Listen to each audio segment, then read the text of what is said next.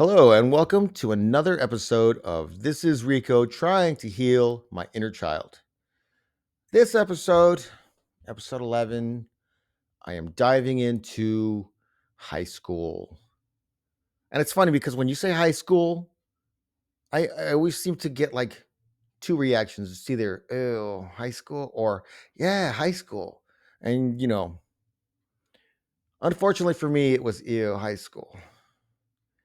Um, Although I was getting a little older and I was feeling a little more confident and a little more growing into my skin, I suppose. I was, a little more in control of my brain, I guess, if that makes any sense. But then we go to a whole new school and it's the same thing all over again. It's like everybody just seems so angry. Everybody was just like angry to be there. I, I didn't understand, but you know, this could just be my perception, my reading of people that might have been just wrong because we were crowded in these hallways all close to each other. And me growing up, walking on eggshells around everybody, I just felt like, I don't want to ruffle anybody's feathers. And they just all seem angry. And I don't want to piss anybody off. And again, I was smaller than everybody. I still am. It doesn't matter. It doesn't bother me. It's just the fact. But, when you're smaller than other kids and sometimes bullies think that you're like an easy target. And, it was a new set of bullies, but nothing out of the ordinary. And by this point, nothing I couldn't handle. Just new challenges, a whole new building, a whole new everything. As soon as you get used to something, everything changes. And that seems to be a constant theme in my life. But back to high school, in high school, I also felt very comfortable with band and art. Ceramics, I had a ceramics class that was kick ass. I loved that class. And I just had another art class. And every time I was in there, I just felt so good about creating something. I felt good about being a part of something. I felt seen. I felt acknowledged. In all the other classes, it was just like I was just a faceless student sitting in the back, just trying to get by, trying to get through the day, trying to get out of there without being, bullied or beat up. And yeah, that was when I started driving to school, which was cool because then we would smoke on the way to school and get super baked and go to class. That was fun. But one thing I noticed with dudes, with boys, I said they're so competitive. They want to one up you on everything, no matter what you do. If you're a fellow boy, no matter what you do, they either can do it better or they know someone can do it better, and they always wanted to tell you that. It was always a competition with my brothers, always some sort of competition, and it's just why can't we just why do you have to be better at something or everything? I never tried to do that to anybody. I never, tried to poke fun and I'm better than you at blah blah blah. I can lift more weights than you. I never did that to anybody. But they all like to do it to me. And now that I have driving a car, I have new challenges, new issues, new things that we need money for, so then I have to start working. And that's when I started working at the shop with my dad. And then not far after that, I started working at the moving company across next door. And then I started working out and started feeling a lot more confident and a lot more better about who I was physically, at least. Um, I'm going to take a quick break and I will be right back. And we will get back to This is Rico trying to heal my inner child.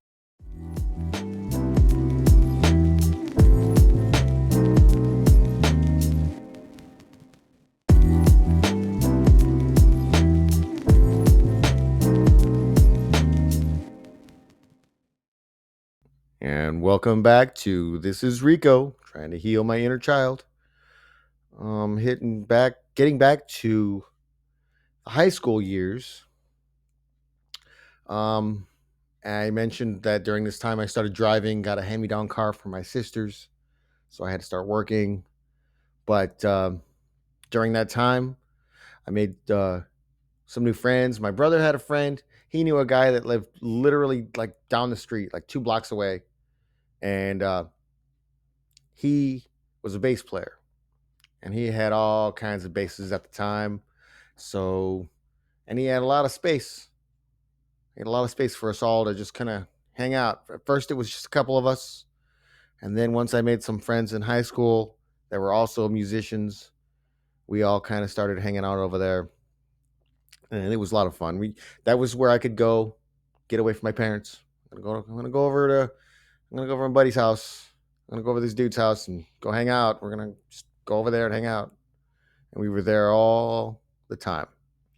And it was fun. We had lots and lots of Mario Kart races and video games and wrestling and you name it. We just hung out, we smoked, we drank, played music, we recorded when we could.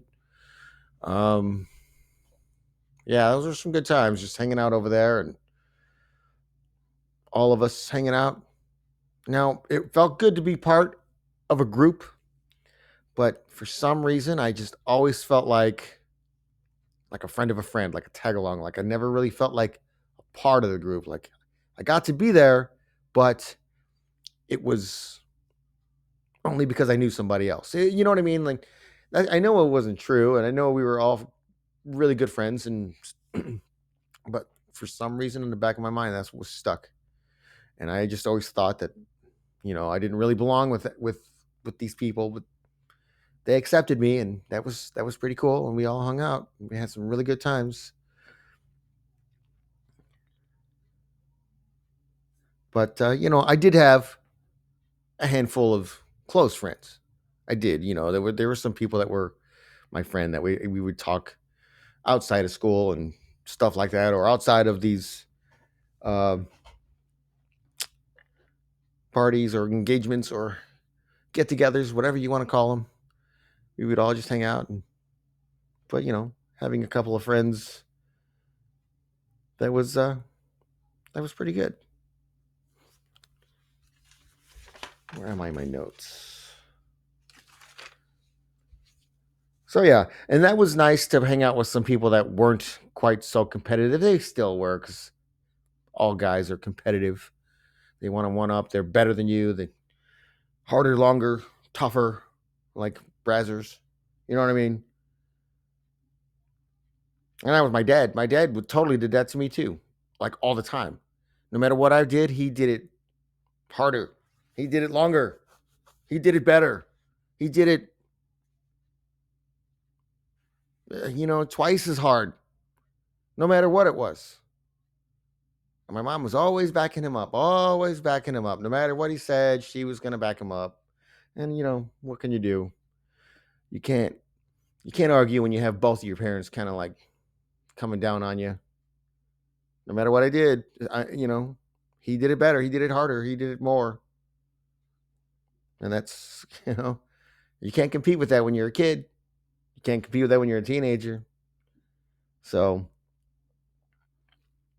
it was nice to just hang out with people that would just hang out. We would play music and listen to a lot of music and watch movies and lots of arts and just, and we did play a lot of video games. That was fun too. I loved that. So we had some really good times at some friend's house, big crowds of us all just kind of sleeping on the basement floor. And that was the best. So I am going to take a really quick break, and I'll be back, collect my thoughts, and I'll return with This is Rico, trying to heal my inner child.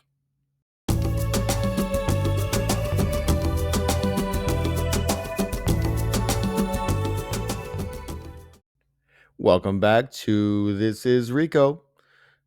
Getting back to the teen years, my later teen years. Now my relationship with my dad during this time just seemed to get worse and worse. Um, as soon as I had a car, like I mentioned before, then I had to start working to pay for my car insurance. And now that I have a job, now I have to pay rent and I have to contribute because of all the food I eat and all the electricity I use. So they, make me pay to live in my own house, my parents' house. I guess it is their house. They can make the rules if they want to, but just kind of forcing me to pay every week, it was what it was. So I had to pay for my own car insurance. I had to pay for anything that I wanted. So I started working with him at that stupid shop. And this is a different shop. Now, the shop that I wasted my childhood in was in Gary. This one was in Maryville, really close to the Stardust Bowling Alley. Like right, you could see it from the parking lot. And I started working there with my dad just as a cleanup kid and grab his tools and do whatever. But except this time I was getting paid. I was getting paid for it. Sometimes I would take the shop truck and take a bunch of junk into the junkyard and stuff like that, whatever they needed. And but it seemed like no matter what I did, it was just like he would have something snarky to say, or the owner would say some shit to me and he would just let it happen, and my brother would say shit to me and nobody cared. It was just like I was everybody's whipping boy. I was just there to just take their abuse. And every chance he caught, he called me stupid, or everything I did was half ass, and he said that a lot. He never stood up for me. It was just anytime anyone else would say something like to me or about me, he would get mad at me for giving them a reason to have something to talk about. If that makes sense, it was my fault that they were talking shit and being shitty to me. It was always my fault. So that's getting harder and harder to deal with. So I ran away and just kind of went and hung up on my friends and would get out as much as I could, because it was frustrating. It was discouraging. And even when I'm trying to help him and trying to work and trying to show that I can do it, it didn't matter. It didn't matter. I felt like he was just threatened by my existence. He was just threatened by me for some reason. I don't know why. I don't know why. I'm still just like 16, 15, 16. Yeah, 16. And you know, he was always just so, I don't know. I never really noticed him acting like that with my brothers, and I don't know if he acted like that with them when I wasn't around. I don't know. But he was always just very, very critical of me and everything I did and everything. He didn't like that I had long hair, because for some reason he thought that only gay people have long hair, only gay men have long hair. So he was worried that his buddies were gonna be, he was worried it was gonna reflect back onto him. Like people were gonna think that I was gay, but it was like for some reason they're gonna talk about him. And he always worried about what they thought, but he never really cared about what I thought about any of it, anything, anything. If I told him I liked something, he'd make fun of me for it. If I told him, if I got excited and started talking about something, he would chop me down right away and just make fun and laugh at me. And that was discouraging. But I am at 4:41. I'm going to take a quick break. I'll be back in just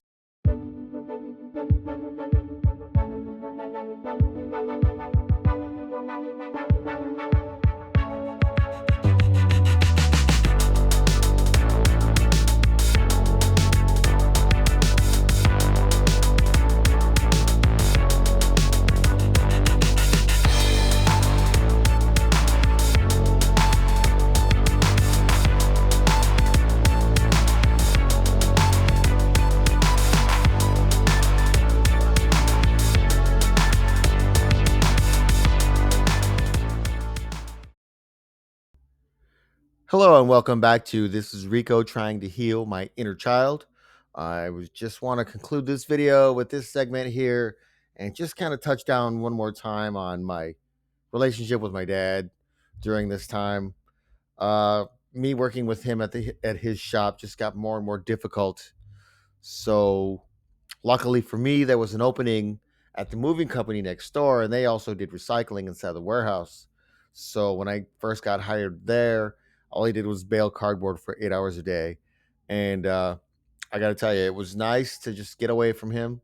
Even though he was right next door, he worked right next door, and we'd go to lunch together, whatever. It was nice to just get away and just be somewhere different. And yeah, after a while, I started moving furniture, but not right away. And once I started doing that, though, I started working out, and then I was moving furniture. So I was feeling stronger. I was feeling a lot more physically confident. And at this time, I started driving. So I have my car, I have money, a little bit, and money's going to be another chapter, a whole chapter by itself. And so being young with a little bit of confidence and a car, I started getting a lot of speeding tickets. So I had to go to defensive driving and taking these classes, which was really nothing, a slap on the wrist. After that, I just didn't want to get pulled over anymore, so I just slowed down. But then I started going to concerts. I fell in love with live shows. My first concert was Living Color at the Cabaret Metro in 1990 with some friends and my brothers. It was a great time, and after that, I just wanted to go to live shows all the time as much as I could and perform too. It made me really, really want to perform in front of people, and you know. But during that time, I started hanging out with a kind of a group of people, and my dad always tried convincing me that they were all out to get me. They were all out to hurt me, or take my money, or take my property, take anything they could. He always was paranoid, just paranoid that everybody was out to get us, everybody. So I couldn't even have friends over without him. Like, after they leave, he'd tell me, "Oh yeah, he's shady. That dude's shady. He's shady." Like all my friends, everybody that came over, he was apprehensive of. I don't know why. And yeah, he just thought they were out to get me, and never really quite understood that. But